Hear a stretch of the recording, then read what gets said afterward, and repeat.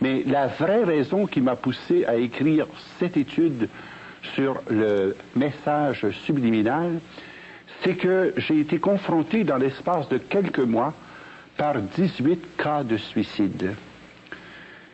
Et c'est d'autant plus effarant que parmi les victimes, il y avait 11 garçons et 7 filles âgés de 14 à 23 ans.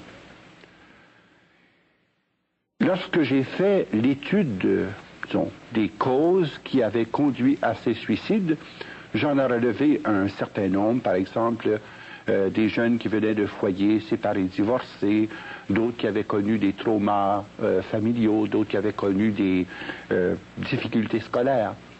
Mais le seul élément qui revenait dans les 18 cas, et je tiens à le dire, c'est que les 18 jeunes en question écoutaient en moyenne de la musique rock'n'roll plus de 5 heures par jour.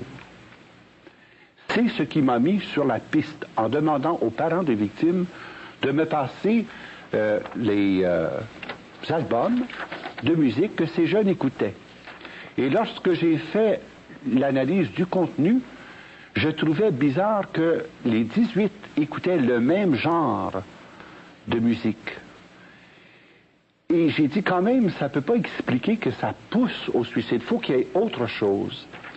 C'est à ce moment-là que j'ai pris connaissance d'une recherche qui avait été faite par le pasteur Greenwald. Et je me suis mis à faire l'analyse des disques et j'ai découvert qu'il y avait en renversé un message masqué.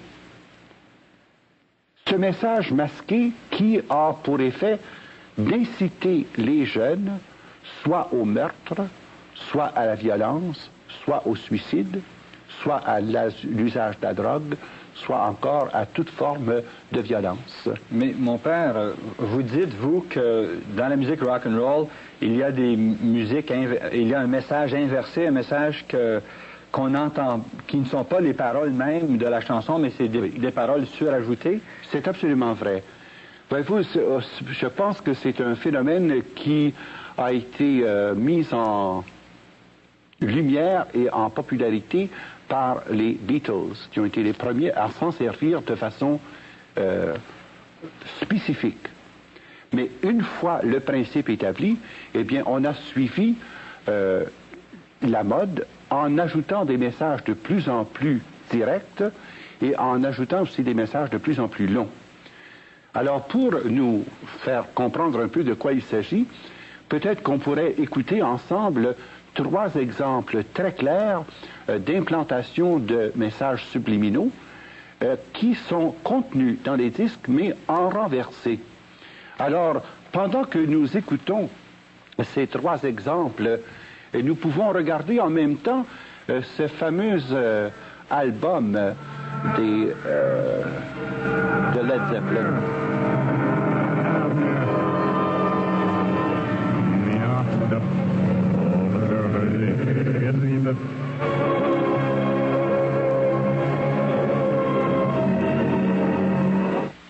Maintenant que vous avez entendu la version normale, voici en renversé le message subliminal qu'il est très facile d'entendre. Music is reversible, but time is not. Turn back, turn back, turn back. La musique est réversible, mais le temps ne l'est pas. Recule, recule, recule avant qu'il ne soit trop tard.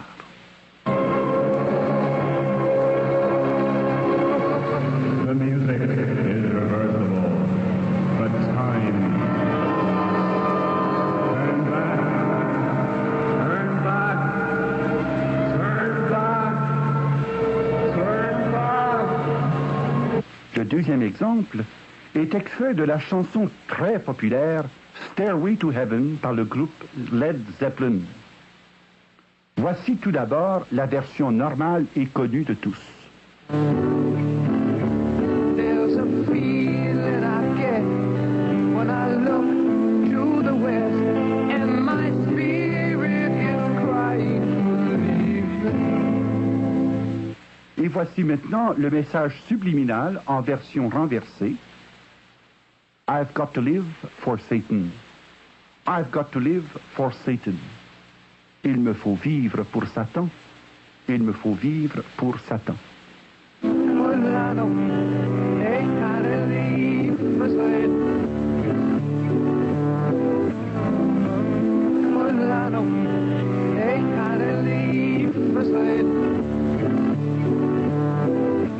Pour conclure, j'utiliserai le chant des Beatles intitulé Revolution No. 9, car c'est à partir du moment précis de la parution de cette chanson que les messages subliminaux furent intégrés dans la production des disques rock and roll.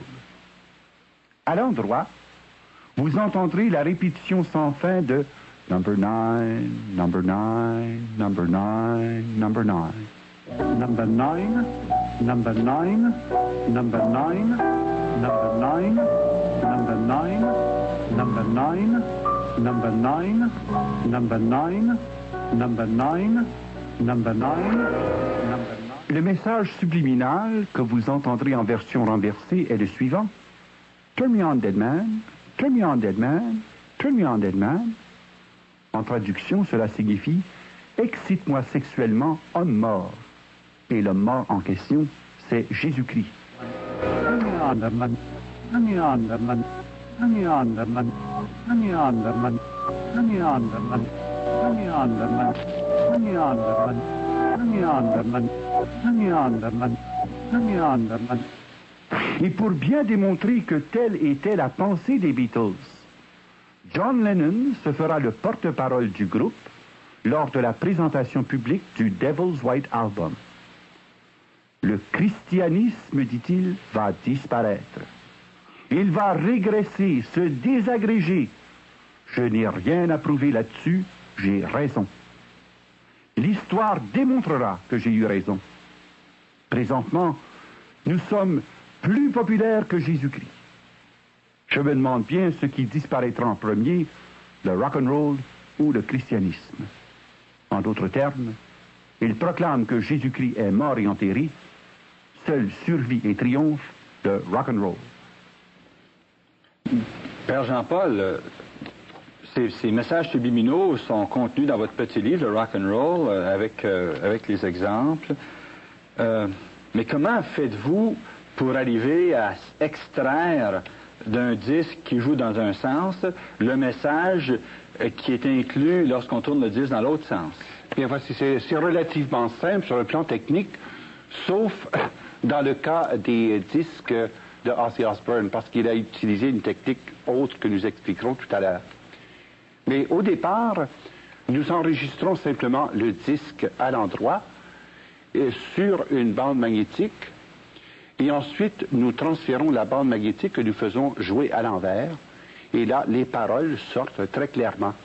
Et quand on se sert d'un filtre equalizer, eh bien ça enlève la densité de la musique pour isoler de façon plus claire les paroles que nous entendons. Mais les paroles qui ont été, disons, particulièrement incitatives de meurtre ont été trouvées dans le disque Blondie, du groupe Blondie, où on entend très spécifiquement « Die young, die pretty »,« Meurs jeune, meurs jolie ».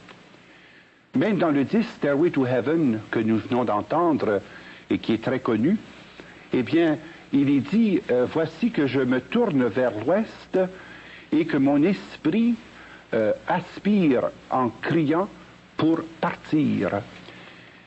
En se tournant vers l'ouest, c'est-à-dire du côté opposé du soleil, eh bien, c'est un langage ésotérique, celui qui chante cette chanson préconise que pour sortir de la misère et pour trouver son ciel, il n'y a qu'une façon logique et pratique, c'est de se suicider soi-même.